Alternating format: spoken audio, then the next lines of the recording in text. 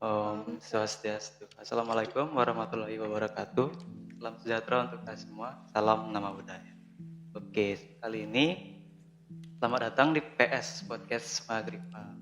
Nah, sebelum memulai podcast Magripa ini, alangkah baiknya aku mengenalkan diri dan aku juga punya kata-kata, yaitu tak kenal maka kenalan. Nah, di sebelumnya izinkan aku mengenalkan diri. Kenalkan, nama saya Murah. Saya di sini sebagai membawa podcast hari ini dan sebagai podcaster. Dan aku juga di sini nggak sendiri, di samping kiri aku juga ada kakak yang udah nyempetin waktu untuk datang ke sini untuk menemani podcast hari ini. Oke, kakak mau mengenalkan diri dan sedikit tentang diri kakak. Perkenalkan, nama saya Amanda Sakita. Saya alumni dari tahun 2020. Saya berkuliah di UNUD dengan jurusan kedokteran. Gimana kak ya? Tentu hobi kakak apa ya? Kenapa? Hobi kakak? Hobi saya sih sebenarnya masak. Sama lebih ke fashion gitu, kayak make up. Oke. Tadi kakak ngomong-ngomong, kakak alumni berapa ya? Lulusan angkat tahun berapa? Tahun 2020. 2020. Pas corona ya berarti? Iya, pas corona itu tahun 2020 kan bulan Maret tuh udah masuk corona. Itu pas mau ujian jadinya nggak jadi ujian. Terus pas kakak SMA tuh ada nggak kenangan yang nggak pernah kakak lupain gitu?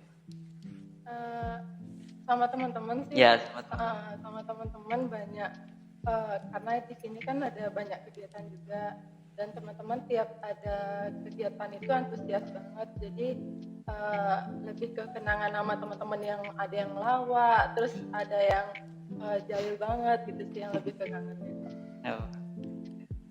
Oh iya, sebelum sekolah di SMA Pegeripa dan Pasar nih kak ya, kakak ada sekolah impian atau nggak yang dari dulu sebelum sekolah ini kan ada, misal pengen nyari sekolah negeri kakak, sekolah negeri apa yang kakak inginkan dulu? Yang paling Dulu kakak nyari SMA Negeri 6 karena dekat dari rumah kan, rumah di daerah Sidak Malam.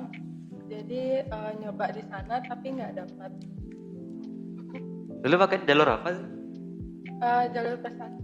Oh sama, berarti ya dulu aku juga sempat pengen nyari sekolah negeri gitu, sekolah Resman dulu, SMA Negeri 2. Di sana juga aku pakai prestasi, tapi prestasinya cuman kecil, cuman harapan 4 gitu ya. Jadi kegeser sama yang udah tingkat nasional juara 1 kayak gitu. Karena dia pakai poin gitu. Ya, pakai poin-poin kayak gitu sekarang. Terus sekarang kakak sekolah di Universitas Udayana ya? Kok bisa kakak dapat universitas yang ternama dan yang pengen diinginkan dari teman-teman gitu? Tips and tricksnya gimana itu kak? Kan di awal tuh kakak pengennya SMA Negeri 6 kan. Nah terus nggak ada persiapan untuk di swasta karena memang berharapnya di SMA Negeri itu. Tapi ternyata nggak dapat, jadi dapatnya di sini. Nah semenjak di sini kan lumayan biaya SPP bulanannya. Jadi kakak mikir gimana nih buat balas orang tua biar bisa banggain dia lah, setidaknya bukan karena materi. Dan kakak nge-push nilai itu dari kelas 1. Ya, dari kelas 1 kakak mikirnya ayolah kita perbaiki nilai di sini gitu, biar nanti bisa dapat kuliah yang lebih baik. Jadi dari kelas 1 udah nge-push sampai di kelas 3. Waktu itu udah pelan-pelan aja, jangan terlalu terbawa tekanan. Jadi kayak santai aja dibawanya. Terus pas sudah pemilihan itu kakak cuma nggak pengen kuliah awalnya karena waktu itu kan COVID, bapak diberhentikan, jadi kayak keuangan kita tuh kurang mampu. Semuanya pas COVID itu kayak gitu turun semua. Bener kan, jadi kakak mikirnya udah nggak mau kuliah aja, biar mau kerja aja langsung gitu. Tapi namanya orang tua bilangnya cewek pendidikannya harus tinggi, kalau bisa tinggi gitu. Terus Pak Dananjaya juga bilang gini, ayo Manda ikut aja di kuliah negeri, siapa tahu dapat di UNUD gitu. Kakak bilang jangan dah, nggak usah kuliah gitu. Terus Pak Dananjaya bilang gini, nilai kamu lumayan, kasihan kalau disiksain. Oh. Akhirnya kakak milihnya awalnya maunya cuma ekonomi aja, ekonomi bisnis gitu. Tapi kakak mikir juga Oh udah iya, terlalu banyak. kakak arti ekonomi, tapi kakak dulu jurusan apa? IPA, IPS? IPA. Oh IPA. Iya. Kok nyari ekonomi? Karena lebih suka ekonomi. Oh, Jadi tapi Pak Dananjaya bilang gini, cari aja yang memang benar-benar belum ada gitu. Terus kakak mikir-mikir apa nih yang belum ada gitu. Terus kakak mikirnya apa ya gitu. Terus nanya angkatan-angkatan sebelumnya, ya, kedokteran hewan tuh sama sekali belum dijamah sama Oh. kakak-kakak kita. ya. Jadinya Jadi kakak sedikit juga yang ada dokter-dokteran hewan gitu iya, ya.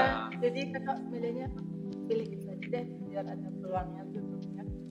Oh. Kalau saran kakak sih lebih baik pelan-pelan aja untuk perbaiki nilai. Kalau perbaiki nilai itu berarti kita harus fokus belajar kayak Kakak sih nggak fokus belajar waktu jujur ya, kakak nggak terlalu fokus belajar waktu SMA. Tapi kalau misalnya guru-guru yang ngajar itu istilahnya kayak kita cari nama lah, kayak kita maju angkat ke tangan depan kayak ya, gitu. angkat tangan gitu-gitu. Jadi guru bakal welcome gitu loh sama kita. Ya notice juga ntar dikasih Iya, nilai yang besar-besar iya. kayak gitu. Jadi kalau padahal nilai yang maju-maju itu lebih besar biasanya Iya. kak ya. Karena kan itu istilahnya kayak nilai tambahan. Kalaupun nanti ujian kita anjlok, nilai itu yang ngebantu.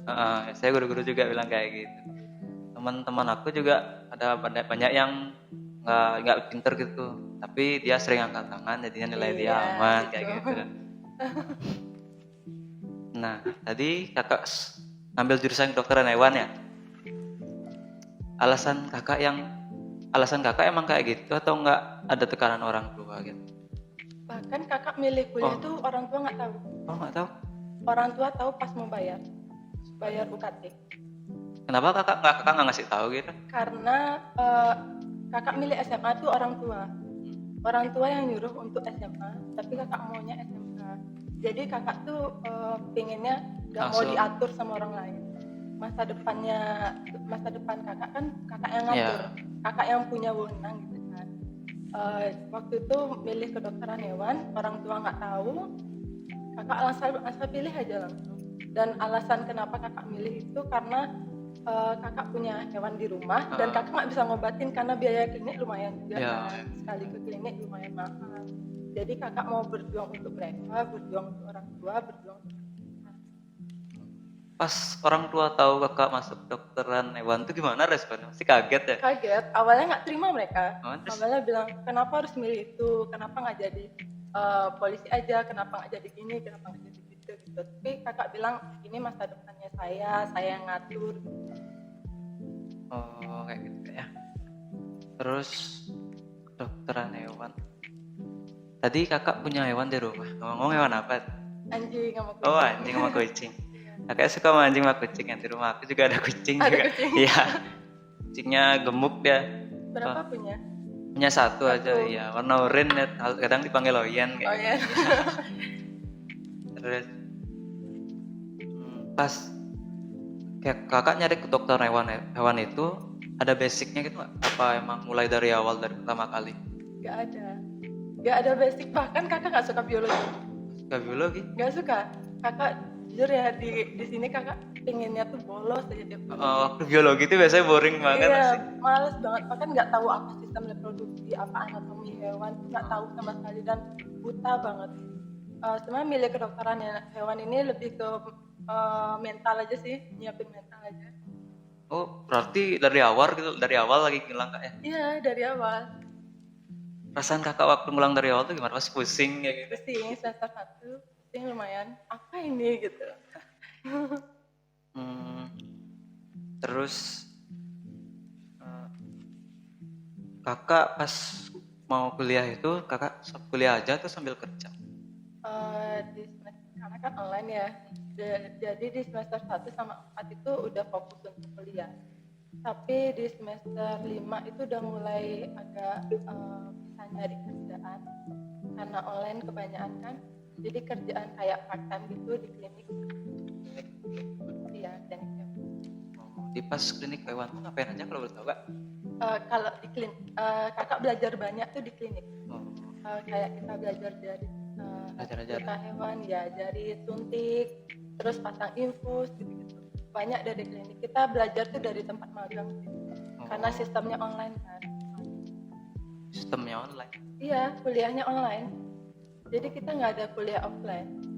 Di angkatan corona nih banyakan online. Semuanya online. Iya. Offline tuh cuma praktikum aja. Banyak. Pas kakak kerja tuh pengalaman yang tadi tuh ada nggak pengalaman jelek-jelek kayak gitu? Ada digigit anjing. Digigit anjing? Iya, digigit kucing. Berapa kali suntik rabies? Oh iya, ngomong-ngomong rabies kan. Penyakit rabies itu kayak gimana? Beneran penyakit yang paling berbahaya gitu atau nggak? Yang nomor satu nggak usah disembuhin. Sebenarnya berbahaya. Dia tuh kalau kita udah kena susah untuk disembuhin karena kita kan butuh kalau rabies itu misal kita minum air itu kan udah nggak bisa. Nah nggak ada asupan air yang masuk itu yang membunuh kita. Nggak bisa masukkan air. Kayak Iya, gimana konsepnya? lebih kayak ke dehidrasi gitu dia. Oh jadi takut sama air gitu ya? Iya, sebenarnya takut sama air itu lebih ke karena di tenggorokannya tuh terasa sakit banget. Jadi dia waktu memasukkan air atau nggak makanan itu nggak bisa. Nah dinamain takut sama air. Padahal sebenarnya bagian kerongkongannya itu yang ngerasa sakit. Oh. Jadi pas kalau udah posisi kayak gitu tuh udah nggak bisa diselamatin kan? Saya dengar-dengar Sulit. dilihat di TikTok atau nggak media Iya. sosial lain lah. Kalau udah sampai pasiennya udah kayak takut banget sama air kejang-kejang setiap Iya. minum air tuh Iya. udah nggak bisa diselamatin gitu kan? Ya, makanya kalau kita digigit itu harus langsung divaksin rabies. Bahkan kucing aja, kalau kita kena cakar, kucing itu belum suntik rabies, kita harus suntik juga Oh loh. kucing dari cakar kayak nggak gigit? Iya, karena kan rabies itu dari air liur. Nah, kucing kan jilat-jilat cakarannya kan. Misalnya kita kena cakar, kan kita kena air liur dari cakarnya juga. Bertahun. Iya. Jadi kayak gitu kayak. Terus penyakit-penyakit hewan apa aja lagi yang selain rabies yang berbahaya kan? Buat kita juga. Ah. Berarti zoonosis ya. Kayak gimana? Zoonosis itu misalnya dari penyakit hewan bisa nyebar ke kita. Itu namanya zoonosis. Kayak gimana gejalanya? Sama dah kayak misalnya kucing kena penyakit kulit. Hah? Penyakit kulit, terus kita pegang pakai tangan. Penyakit kulit kayak korengan yang Iya, bulu-bulu kayak gitu. Misalnya kita pegang pakai tangan, itu kita bisa kena. Tangan kita bisa kerasa gatal juga. Kayak gitu efeknya. Iya. Itu bisa sampai parah. Iya sih. Kalau misalnya terkenanya sampai parah ya bisa parah. Untuk penyakit-penyakit yang kalau kena hewan, pernah kakak ngalamin sampai yang hewannya sampai kasihan gitu, sudah sekarat banget? Distemper. Karena kalau distemper tuh dia kejang-kejang hewannya. Sampai benar-benar karena kan distemper kena saraf kan. Itu sampai kejang-kejang, terus antara mati dan hidup tuh kita nggak tahu. Iya. Itu yang bikin paling sedih sih. Terus itu hewan-hewannya tuh kakak pernah nggak ngerawat hewan-hewan yang di dalam klinik itu kalau nggak bawa di rumah buat hewan dari klinik? Enggak pernah. Tapi kakak pernah ngambil hewan bekas praktikum. Kita ngambil hewan di pinggir jalan. Kakak ngambil kucing di pinggir jalan untuk kita bedah. Nah, kita bedah sistotomi, itu bedah bagian kandung kemihnya. Terus pas sudah selesai operasi bawa pulang. Terus kakak yang tanggung jawab buat dia. Oh berarti pas dibedah itu nanti kembali bisa hidup lagi kayak gitu kan? Bisa, tergantung kitanya. Kalau seberapa tinggi ilmunya kak ya? Iya, tergantung kita. Kalau waktu operasi itu pernah gagal? Kalau sama kakak belajar enggak? Tapi kalau suntik mencit tuh sering mati. Iya, karena nggak tahu dosisnya berapa. Karena dosisnya udah kita kecilin, tapi sering mati mencit itu. Oh. Terus gimana yang punya kucingnya itu? Kalau kucing nggak pernah. Terus anjing kayak gitu? Iya, makanya kita ngambilnya hewan liar. Oh hewan liar. Oh iya. Kenapa hewan-hewan liar tuh banyak rabies kak? Emang dari penyakit datang rabies itu apa emang ada virusnya kayak gitu? Ada virusnya. Ada virus? Iya, karena kalau hewan liar kan nggak ada yang vaksin ya, kecuali dari dinas dinas peternakan gitu yang vaksin keliling itu. Ya, Kalau- sekarang udah jarang setelah Iya. digulurin kayak gitu ya. Iya, kalau nggak ada kan udah terlantar. Terus dari rabies dari anjing 1 ke anjing 2 gitu-gitu. Terus jadi nyebar ya terus banyak gitu ya, Kak, ya. Iya. Apalagi di Bali banyak anjing-anjing Iya, liar banyak. kayak gitu. Kadang juga kasihan lihat anjing-anjing di Bali itu keluar di jalan rame-rame, kita sekar-sekar kayak gitu. Kadang Tap- kalau bawa makanan dikit kita kasih kayak gitu. Tapi sekarang udah agak sedikit sih hewan liar ketimbang dulu. Kenapa lagi sedikit itu Karena udah dieliminasi kan. dieliminasi? Iya, eliminasi. Udah dieliminasi. Contohnya kayak di Pasar Sukawati, Mm-mm. itu banyak anjing yang udah dieliminasi. Dimati-matiin Karena gitu. karena penyebaran Oh iya, kan dieliminasi. Biasanya kan ada kakak, misalnya lo kakak tahu yang sate anjing kayak gitu lah. Mm-mm. Gimana pendapat kakak? Pasti kakak sebagai klinik dokter hewan itu pasti sedih ya? Sedih, cuma nggak bisa apa. Bahkan pamannya kakak masih makan anjing. Ya. Nggak Lah. bisa berkata apa, juga mau dibilangin juga lumayan susah. Tapi kita sebagai dokter hewan gimana caranya untuk memandu orang-orang sekitar kita supaya nggak makan anjing itu, karena anjing kan bukan ternak ya. Jadi makanan anjing, misalnya anjing liar nih diambil makanannya, kan kita nggak tahu ya dari mana, makan dari sampah. Nah, bedanya kalau sama ternak kan kita yang ngasih makan, udah mengatur gimana pakannya. Kalau anjing liar kan kita nggak tahu. Ya. Dia makan sampah, terus kita nggak tahu tiba-tiba dia ada penyakit zoonosis yang bisa nyerang kita.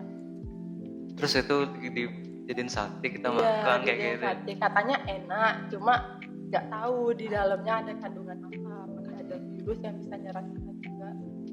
Mau lewat daging berarti bisa juga kayak. Bisa, sama kayak sapi kalau kena antrak itu nggak bisa dimakan. Terus kelinci termasuk juga. Kelinci itu kakak kurang tahu sih, tapi banyak yang buat sate kelinci.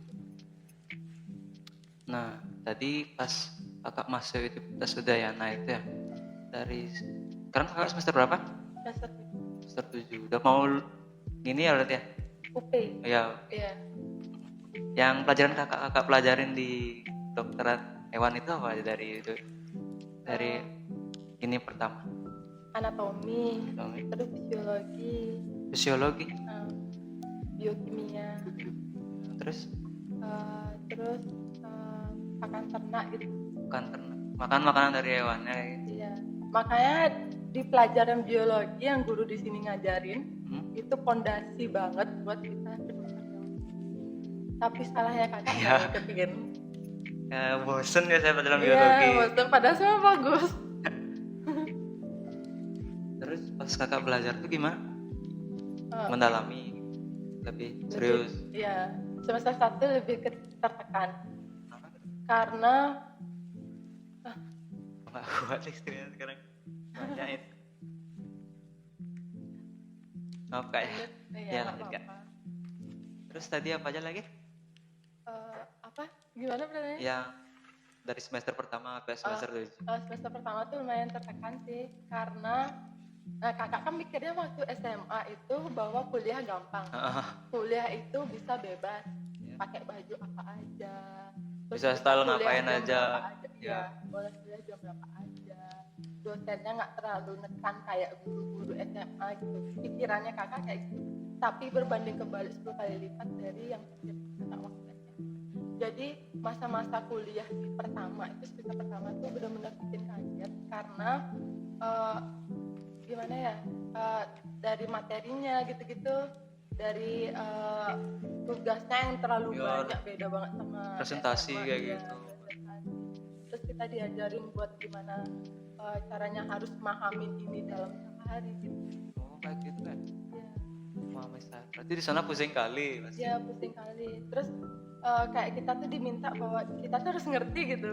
Beda sama SMA kan, misalnya kita nggak ngerti bisa diajari berkali-kali, tapi kalau di kuliah sebenarnya bisa seperti itu, tapi kita yang malu untuk menanyakan ulang lagi, kayak misalnya boleh diulang nggak, ya Iya. sama kadang-kadang kita disuruh nyari sendiri gitu Iya, kayak dosennya kalian yang diem. harus lebih aktif Heeh. gitu. Kalau kuliah tuh kalian harus lebih aktif untuk mencari.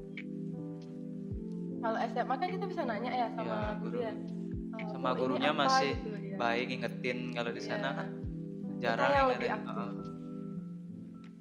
Terus pernah dimarah nggak waktu kuliah gitu kak?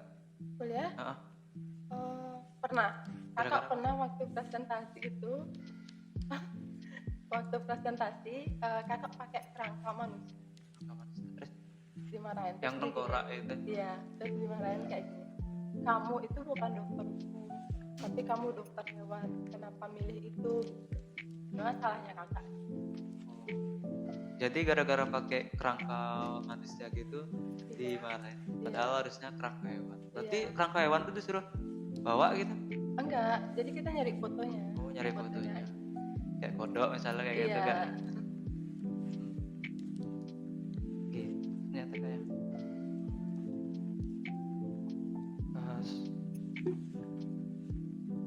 pas kuliah tuh sekarang udah lama berarti ya. Udah berapa tahun? 3,5. 3,5. Udah mau kayak ada lebih berarti ya. Iya, udah lulus harusnya tahun lalu. Gimana perasaan kakak sampai sekarang? Masih pusing atau gimana? Masih lumayan.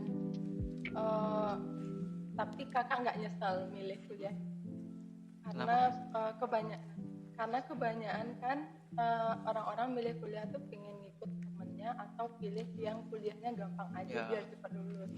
Tapi sebenarnya kuliah itu kita harus nyari apa yang kita suka supaya kita nggak nyesal nantinya. Misalnya nih kakak suka hewan, pilih aja kedokteran hewan, kenapa enggak? Karena kalau misalnya kita ngelakuin hal yang nggak kita suka kan takutnya nyesal nantinya. Kayak gitu. Dan kita nyari kuliah itu harus lihat peluangnya, peluang apa ke depannya yang kita bisa dapat. Misalnya nih kedokteran hewan sedikit banget peminatnya, kita bisa mungkin nyari PNS, kita bisa mungkin buka klinik di sini, atau misalnya di lingkungan kita tuh nggak ada kedokteran hewan, kita cari kedokteran hewan. Iya, kedokteran hewan tuh sangat sulit atau gimana kak? Bukan sangat sulit, tapi kalau kita pengen nyoba. Oh iya, tadi kakak bilang buat klinik sendiri. Kakak ada niatan buat klinik? Ada, buat klinik sendiri di Nusa Penida tuh sedikit ada dokter hewan. Itu sekitar 3 orangan kayak. Kalau mau buka klinik tuh syarat-syaratnya apa kak? Harus punya ilmu tinggi gitu? Enggak, kita harus lulus dulu dokter hewan, kan kita koas dulu nih 1,5 tahun. Kalau udah lulus baru kita nyari surat-surat izin gitu buat buka klinik. Nyari buka klinik. Tapi banyak resikonya berarti kalau buka klinik kayak gitu. Ya, Tanggung jawab jadinya. Ya, tanggung jawab, terus harus menerima kritikan dari klien misalnya. Oke. Baik, ini yang terakhir kak ya. Nah, pesan-pesan buat teman-teman yang nanti mau beranjak dari SMA buat milih jurusan biar nggak salah, sama biar jadi orang sukses bisa banggain orang tua. Kalau dari kakak sendiri sih, kalau untuk milih kuliah yang tadi kakak udah jelasin, pilih aja apa yang kalian suka, pilih aja yang apa yang kalian bisa sanggupi. Misal kalian dari IPS pengennya biologi, nggak apa-apa, pilih aja, nggak ada salahnya. Bahkan misalnya kalian dari IPA pilihnya ekonomi bisnis, nggak apa-apa, pilih aja. Kalaupun itu kayak melanggar dari SMA kalian gitu, misal IPA, IPS gitu, nggak apa-apa. Kalau memang kalian suka udah lanjutin aja, kenapa enggak gitu. Terus yang kedua, lihat aja peluangnya. Kalau peluang yang kalian misal pilih jurusan yang udah banyak diminati orang, kan peluangnya lebih sedikit untuk kalian. Lihat dulu peluangnya gimana. Kalau peluangnya banyak, Ya, peluang kedokteran tuh dari sekarang tuh depannya masih bagus gak? Masih bagus sampai tua. Oh, sampai tua. Iya. Jadi nggak usah digantiin ya sama yang kayak yang lagi viral AI itu nggak robot-robot. Iya. Bahkan kalau misal kedokteran tuh makin tua makin diminati, makin dipercaya. Oh iya, biasanya kan? dokter tertua. Iya. Bahkan yang udah umur 70 tuh masih dipercaya untuk ngobatin. Iya. Ya, gitu. Soalnya ilmunya juga tinggi, pengalamannya banyak. Iya. Terus jangan ikut-ikutan sama orang lain. jangan terlalu tertekan sama omongan orang lain, apalagi bahkan orang tua tuh jangan tertekan dengan pilihan orang tua. Kalian ikutin aja apa kata hati. Ya. Kalau memang kata hati kalian memilih A, gitu. Jadi intinya percaya diri sama Percaya diri pilihannya, aja, ya. sama yang suka sama pilihan kamu apa, dan yakin mau jadi kayak gitu. Iya, kalau memang kalian udah memilih, Harus tanggung jawab, dijalanin ya. iya, tanggung jawab sama diri sendiri sama orang tua. Karena kalian udah milih A, jangan sampai kalian, aku kenapa milih ini ya? Itu kan udah keputusan kalian. Anggap aja ini fase untuk pendewasaan. Oke, baik segitu aja Kak ya. Iya. Terima kasih sudah menemani podcast hari ini. Baik, terima kasih. Saya tutup dengan para masan. Oh,